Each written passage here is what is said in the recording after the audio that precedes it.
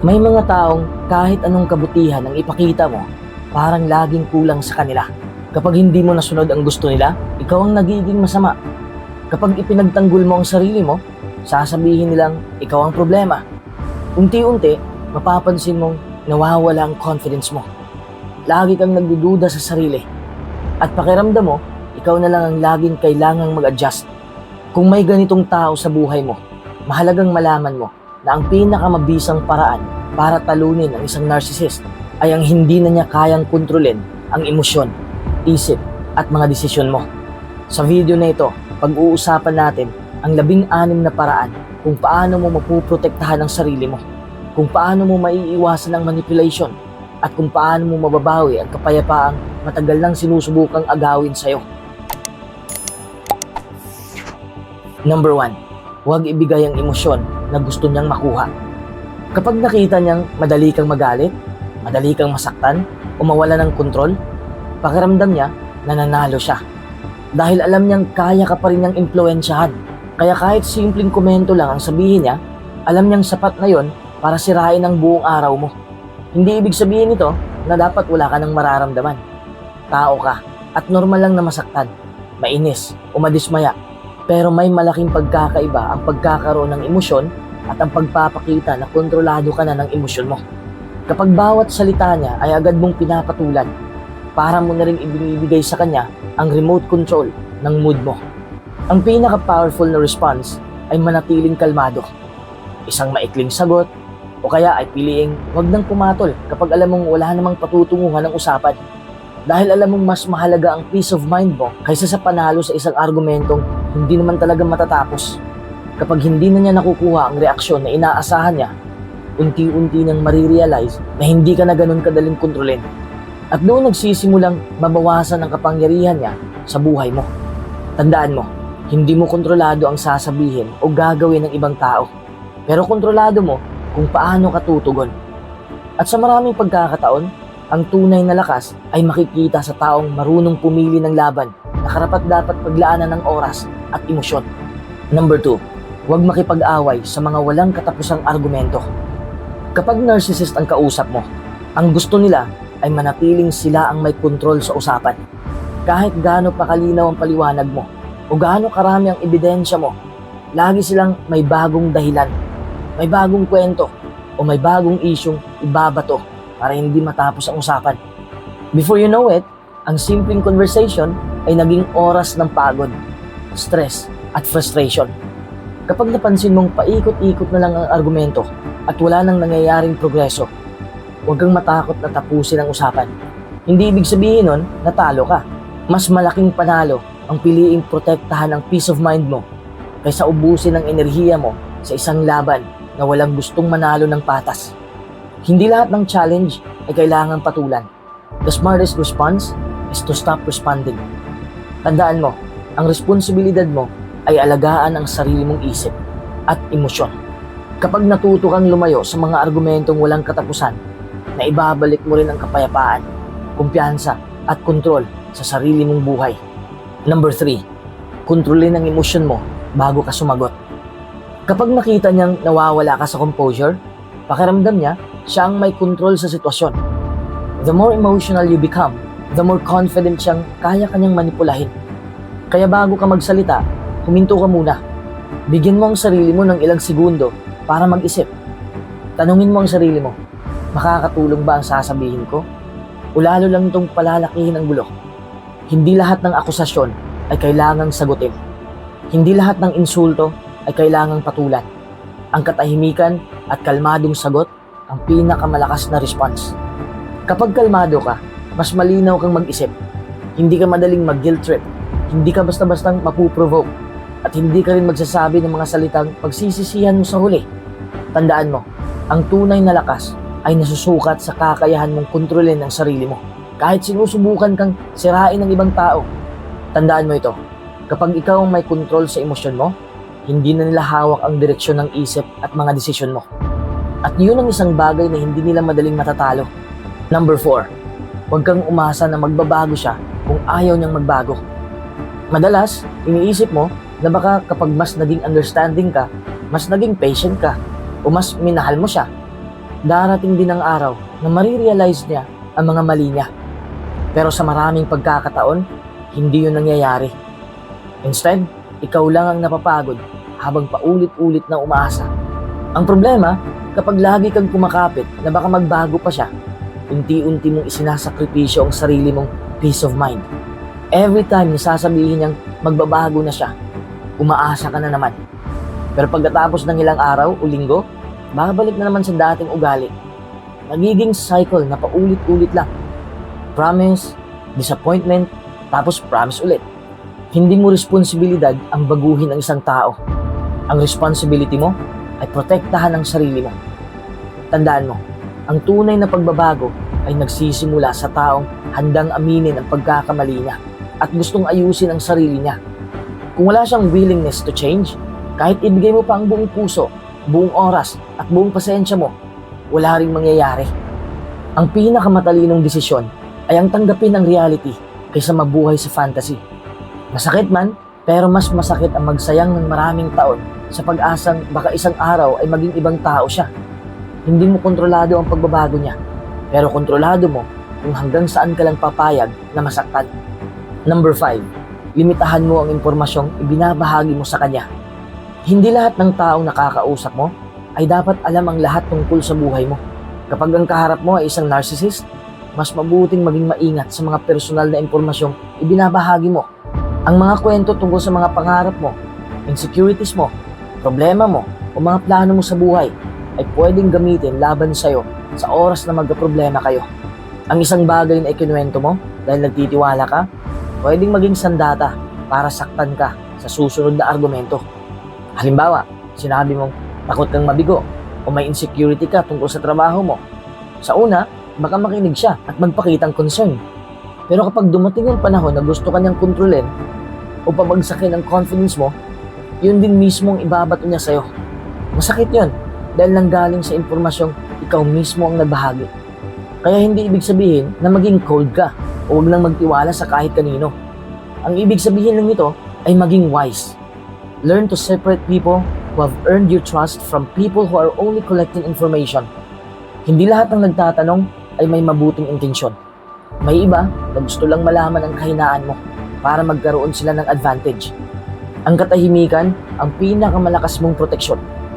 Hindi mo kailangang i-announce ang bawat plano mo, bawat tagumpay mo, o bawat pinagdadaanan mo. Mas ligtas ang buhay kapag alam mong may mga bagay na para lang sa'yo. At sa mga taong tunay na nagmamalasakit, tandaan mo, hindi lahat ng access sa buhay mo ay dapat ibigay. Ang trust ay pinaghihirapan at pinatutunayan, hindi basta ipinamimigay.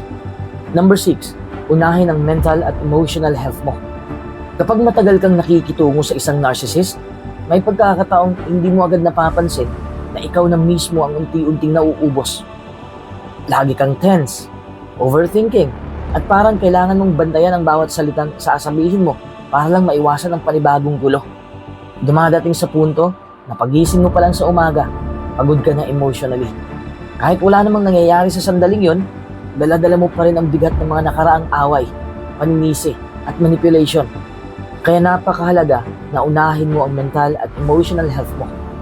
Hindi ito pagiging selfish. It's called self-respect. Hindi mo kailangang isakripisyo ang sarili mong kapayapaan para lang mapanatiling masaya ang isang taong hindi naman pinahalagahan ng effort mo. Kapag ikaw mismo ang ubos na ubos, wala ka nang maibibigay kahit sa mga taong tunay na nagmamahal sa'yo. Bigyan mo ang sarili mo ng panahon para magpahinga.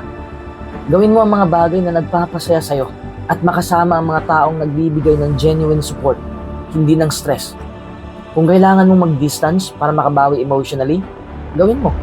Kung kailangan mong humingi ng tulong sa mga taong pinagkakatiwalaan mo o sa isang professional, huwag mong ikahiya. Asking for help is a sign na pinapahalagahan mo ang sarili mo. Tandaan mo, hindi mo kailangang iligtas ang lahat ng tao habang ikaw mismo ang nalulunod. Ang tunay na panalo ay kapag napili mong protektahan ang isip at puso mo. Dahil kapag may peace of mind ka, mas malinaw kang mag-isip, mas matatag kang gumawa ng desisyon, at mas mahirap ka nang manipulahin ng sino man. Number 7, humanap ka ng support system na mapagkakatiwalaan. Kapag matagal kang nasa paligid ng isang narcissist, May posibilidad na maramdaman mong unti-unti kang nag-iisa.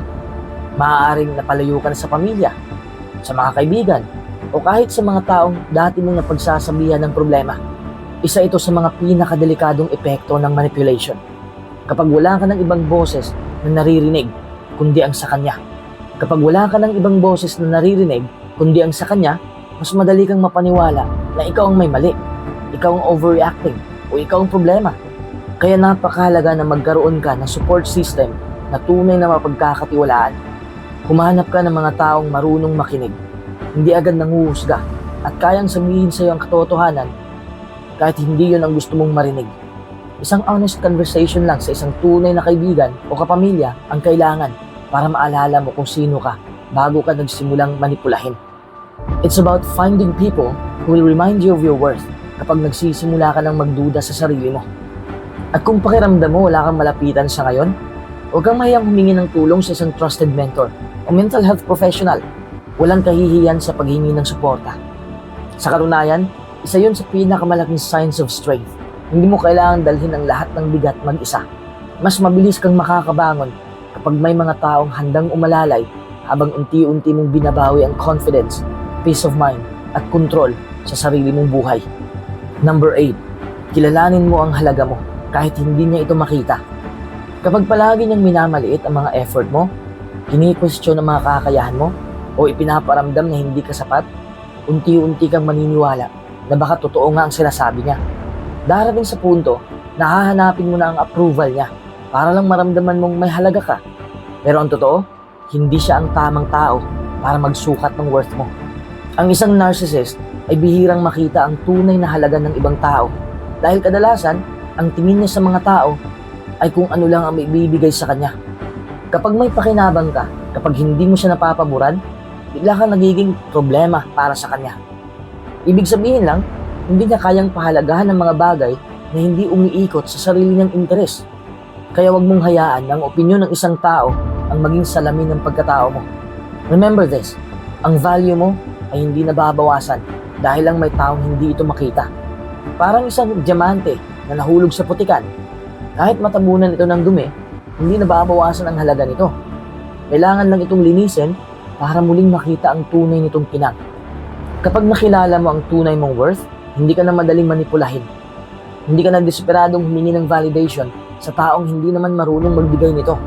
Mas pipiliin mo na ang respeto kaysa pansamantalang atensyon, ang kapayapaan kaysa drama, at ang mga taong pinahahalagahan ka kaysa sa mga taong ginagawa ka lang option.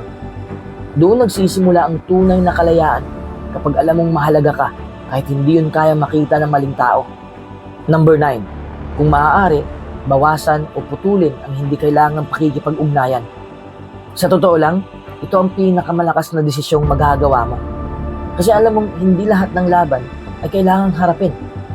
May mga laban na ang panalo ay ang hindi napagpasok sa parehong cycle ng manipulation at emotional exhaustion. Kapag lagi kang available sa kanya, mas marami siyang pagkakataong impluwensya ng emosyon mo. Isang tawag lang, isang chat lang, o isang simpleng mensahe. Pwede ka na namang mahatak sa drama, sa guilt, o sa endless arguments. Mapapansin mo na kahit okay ka na, bigla kang mabibigatan ulit. It's like you're finally healing, tapos may isang interaction lang, parang bumalik ka na naman sa umpisa. Hindi ibig sabihin na kailangan mong maging bastos o magtanim ng galit.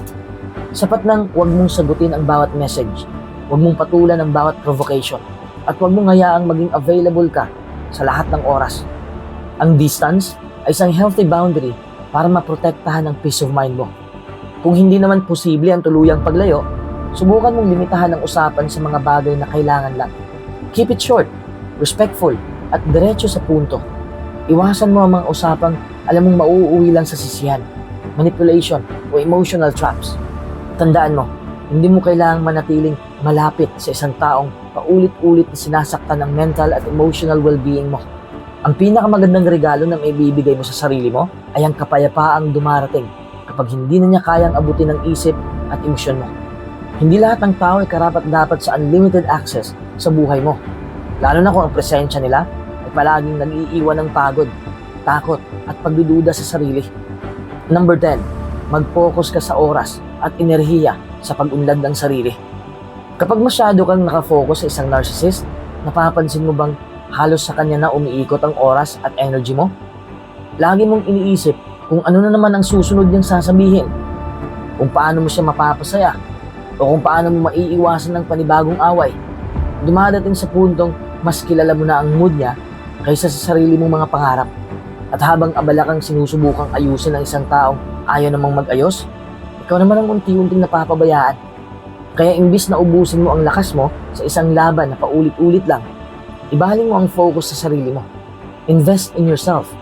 Matuto ka ng bagong skill. Magbasa ka ng mga librong makakatulong sa personal growth. Alagaan ang kalusugan mo. Mag-exercise, mag-ipon, o magsimula ng project na matagal mo nang gustong gawin. Every small step na ginagawa mo para sa sarili mo ay parang unti-unting binabawi ang kumpiyansa at kapayapaang nawala sa'yo. Ang maganda pa rito, habang lumalago ka bilang tao, mas nagiging malinaw sa'yo kung ano ang deserve mo at kung ano ang hindi mo na dapat pinapayagan. Hindi ka na ganun kadaling mamanipulate dahil mas matatag na ang confidence mo. Hindi na umiikot ang identity mo sa opinion ng ibang tao, kundi sa values at goals na pinili mo para sa sarili mo. Ang pinakamagandang revenge is becoming the best version of yourself. Kapag masaya ka, may direksyon ang buhay mo. At hindi na nakadepende ang self-worth mo sa approval ng ibang tao. Doon mo marirealize na nanalo ka na dahil hindi mo na hinayaang kontrolin niya ang magiging kinabukasan mo. Number 11, magtakda ka ng malinaw na boundaries at panindigan ng mga ito. Maraming tao marunong magsabi ng, ayoko, hindi pwede. Pero kapag nakaramdam na ng guilt o pressure, bigla rin silang bumibigay. Doon nagsisimula ang cycle ng manipulation. Kapag nakita ng isang narcissist na madali kang magbago ng desisyon, uulitin niya lang parehong strategy dahil alam niyang eventually, susuko ka rin. Kaya mahalagang maging firm. Kapag sinabi mong hindi ka available, huwag kang magbigay ng mahabang explanation para lang ma-please siya. Kapag sinabi mong hindi mo tatanggapin ang pambabastos, panindigan mo yun. Remember, a boundary is not just something you say. It's something you consistently enforce. Hindi sapat na magsalita lang. Kailangan makita sa action mo na seryoso ka. Sa umpisa, maaaring magalit siya, i-guilt trip ka, o sasabihin na nagbago ka na at wala ka ng pakialam. Baka paikutin niya gamit ang mga linyang, ganito ka na ba ngayon? Hindi mo na ba ako mahal? Pero huwag mong kalimutan na ang isang healthy relationship ay marunong rumispeto sa boundaries. Ang taong tunay na nagmamalasakit sa'yo ay maaaring hindi laging sang-ayon, pero igagalang pa rin ang limitasyon mo. Hindi selfish ang pagprotekta sa peace of mind mo. Hindi rin pagiging masama ang pagsasabing hanggang dito lang. Sa katunayan, doon nagsisimulang bumalik ang respeto ng ibang tao sa'yo. Kapag malinaw ang boundaries mo at hindi ka na basta-bastang umaatras, unti-unti ring nawawala ang kapangyarihan ng narcissist na kontrolin ang emosyon at mga desisyon mo. At yun ang isa sa pinakamahalagang hakbang para mabawi mo ang kontrol sa sarili mong buhay. Number 12, kilalanin mo ang mga tactics niya tulad ng gaslighting at manipulation. Mahirap labanan ng isang bagay na hindi mo nakikita. Pero kapag alam mo na ang mga pattern, mas mahihirapan siyang kontrolin ka. Knowledge is power. Kapag naiintindihan mo ang laro, hindi ka na basta-bastang magiging biktima nito. Ang gaslighting ay isang paraan ng manipulation kung saan pinagdududahan mo na ang sarili mong memorya, nararamdaman o panghusga. Halimbawa, mali na mong narinig ang sinabi niya kahapon. Pero ngayon, sasabihin niyang, hindi ko sinabi yan. Nag-iimbento ka lang. O kaya, kapag nasaktan ka sa ginawa niya, babalik rin ka pa at sasabihin, masyado ka lang sensitive. Unti-unti, mapapansin mong ikaw na mismo ang nagtatanong sa sarili mo. Baka nga ako ang mali. Yan ang gusto niyang mangyari. Ang mawalan ka ng tiwala sa sarili mong isip para mas madali ka niyang kontrolin. May iba pa siyang tactics. Minsan gagamit siya ng guilt para mapilit kang gawin ang gusto niya. Minsan naman, bibigyan ka niya ng sobra-sobrang atensyon at papuri kapag may kailangan siya sa'yo. Tapos bigla ka na lang ikukuha ng malamig na trato kapag nakuha niya ang gusto niya. Maaari ka rin ikumpara sa ibang tao para bumaba ang confidence mo o kaya sisiraan ka sa iba para ikaw ang magmukhang masama. Ang lahat ng ito ay hindi aksidente. These are patterns of manipulation designed to keep you confused, emotionally dependent, at laging naghahanap ng approval niya. Kapag natutunan mong makita ang mga pattern na ito, iba na ang magiging reaction mo. Imbis na agad kang mag-react, magsisimula kang mag-isip. Imbis na sisihin ang sarili mo, tatanungin mo kung may manipulation bang nangyayari. Doon nagsisimulang mawala ang kapangyarihan niya sa'yo dahil ikaw ang naging mas aware. At kapag aware ka na, mas mahirap ka ng lokohin, paikutin at kontrolin. Ang unang hakbang para matalo ang manipulation ay ang makita ito sa totoong anyo nito. Number 13, magtiwala ka sa mga facts, hindi sa guilt na ipinaparamdam niya. Hindi ka niya direktang sasabihang masama kang tao. Ipaparamdam niya yun sa paraan ng pagsasalita niya, sa pag-arte niyang parang siya ang laging biktima o sa mga linyang pagkatapos ng lahat ng ginawa ko para sa'yo, ganito pa ang isusukli mo.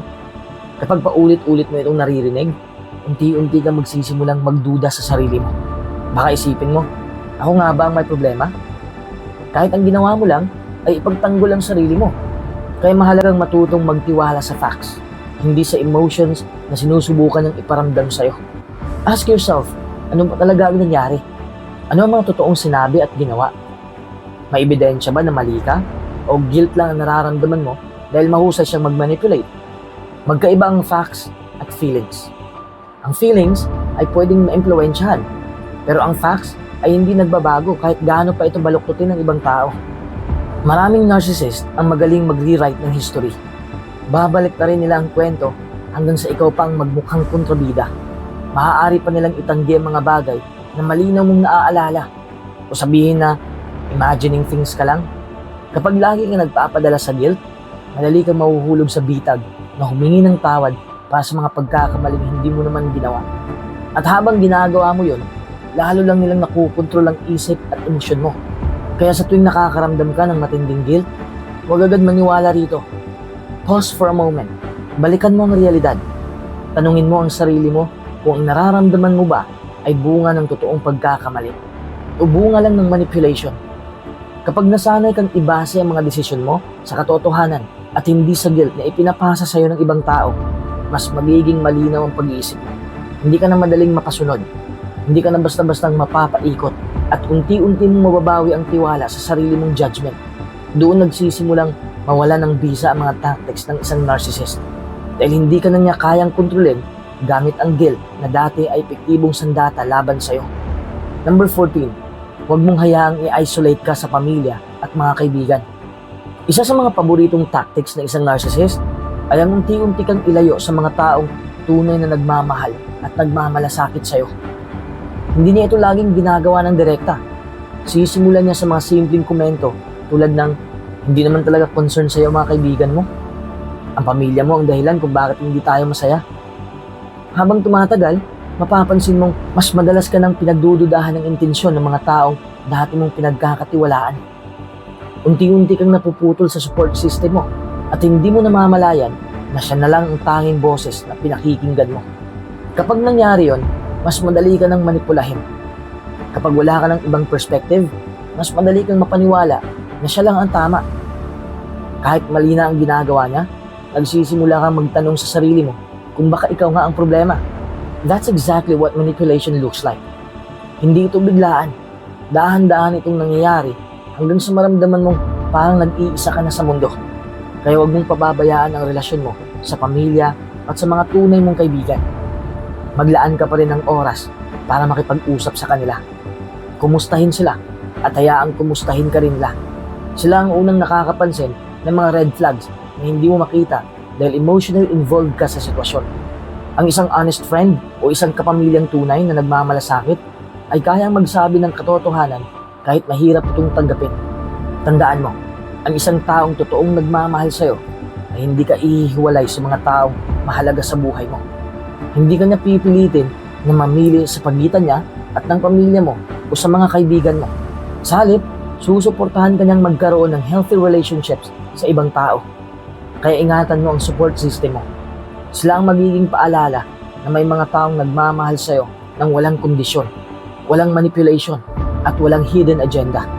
At kapag nananatili kang konektado sa kanila, mas mahirap para sa sino man na kontrolin ang isip, emosyon, at direksyon ng buhay mo. Number 15, palakasin mo ang self-esteem mo. Isa sa mga pinakamahalagang bagay na kailangan mong gawin ay ang palakasin ng self-esteem mo. Bakit? Dahil ang isang narcissist ay kadalasang naghahanap ng taong madaling pagdududahan ng sarili niya.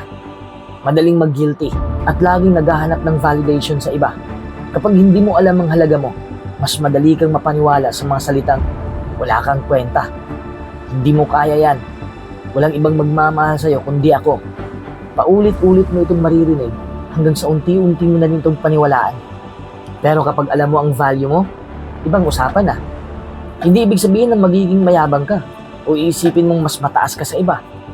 Ang tunay na self-esteem ay ang kakayahang sabihin sa sarili mo, alam kong hindi ako perpekto, pero alam ko rin hindi ko kailangan tanggapin ang pambabastos at manipulation. That's confidence rooted in self-respect, hindi sa ego. Palakasin mo ang sarili mo sa pamamagitan ng pag-aaral ng bagong skills, pag-aalaga sa kalusugan mo, pag-abot sa maliliit na goals, at pakikipagpaligid sa mga taong nakikita ang mabuti sa'yo. Every small win matters. Sa bawat pangakong tinutupad mo sa sarili mo, sa bawat challenge na nalalampasan mo, at sa bawat pagkakataong pinipili mong igalang ang sarili mo, mas tumitibay ang kumpiyansa mo. Unti-unti mong mararamdaman na hindi mo na kailangan ng approval ng ibang tao para maramdaman na sapat ka. Kapag mataas ang self-esteem mo, hindi ka na madaling maapektuhan ng mga insulto, pananakot, o guilt trips dahil alam mong hindi nakadepende sa opinyon ng ibang tao ang halaga mo. Hindi na sapat ang mga salita nila para sirain ang pagkatao mo dahil may malinaw ka ng larawan kung sino ka at ano ang deserve mo. Tandaan mo ito, ang taong alam ang tunay niyang halaga ay napakahirap kontrolin. Kapag hindi na kayang diktahan ng isang narcissist kung ano ang dapat mong maramdaman tungkol sa sarili mo, nawawala ang isa sa pinakamalakas ng sandata at doon nagsisimula ang tunay mong kalayaan. Number 16, piliin ang katahimikan kaysa sa walang saysay na drama. Isa sa pinakamalaking pagkakamali ng maraming tao ay ang pag-aakalang kailangan nilang sagutin ang bawat paratang, depensahan ang bawat maling akusasyon, o patunayang tama sila sa bawat argumento. Pero kapag ang kaharap mo ay isang narcissist, madalas hindi naman talaga siya naghahanap ng katotohanan. Ang gusto niya ay reaksyon. Gusto niyang makita kang magalit, ma-frustrate, maubos ang pasensya, at tuluyang mawala sa sarili. Kapag nangyari yon, pakiramdam niya, siya ang may kontrol sa sitwasyon. Kaya ang pinakamatalinong sagot ay katahimikan. Dahil alam mong walang mapupuntahan ang usapan. You don't have to attend every argument you're invited to. Hindi mo kailangang ipaliwanag ang sarili mo sa taong ayaw namang makinig. Kahit gaano kaganda ang paliwanag mo, kung sarado ng isip ng kausap mo, mauuwi lang kayo sa paulit-ulit na drama. Hindi ibig sabihin ng pananahimik ay mahina ka o talo ka. Sa totoo lang, kailangan ng mas malaking self-control para piliing huwag pumatol kaysa gumanti. Kapag pinili mong manatiling kalmado, hindi mo ibinibigay sa kanya ang emosyon na gusto niyang makuha. Pinoprotektahan mo ang peace of mind mo at hindi mo hinahayaang maubos ang energy mo sa isang laban na wala namang tunay na panalo. May mga pagkakataon na ang pinakamalakas na statement ay hindi sinasabi sa salita, kundi sa desisyong lumayo sa gulo. Habang ang narcissist ay abala sa paglikha ng drama, ikaw naman ay abala sa pagbuo ng mas tahimik, mas maayos, at mas masayang buhay. At yun ang tunay na panalo. At may isa pa akong sasabihin sa'yo. Tandaan mo na ang pinakamalaking panalo ay ang hindi na niya kayang kontrolin ng isip, emosyon, at mga desisyon mo. Maraming tao ang iniisip na ang pinakamagandang ganti sa isang narcissist ay ang ipahiya siya, patunayang mali siya, o ipakita na mas naging successful ka kaysa sa kanya. Pero hindi yon ang tunay na panalo. Kapag abala ka pa rin isipin kung paano mo siya matatalo, may bahagi pa rin ng isip at emosyon mo na natali sa kanya. He's still taking up space in your mind. At yun mismo ang gusto ng isang narcissist, ang manatili siyang sentro ng atensyon at patuloy na magkaroon ng impluwensya sa buhay mo. Ang pinakamalaking panalo ay kapag wala na siyang kakayahang kontrolin ang nararamdaman mo, ang iniisip mo at ang mga desisyon mo. Darating ang punto na makikita mo siyang sinusubukan ka pa rin i-provoke.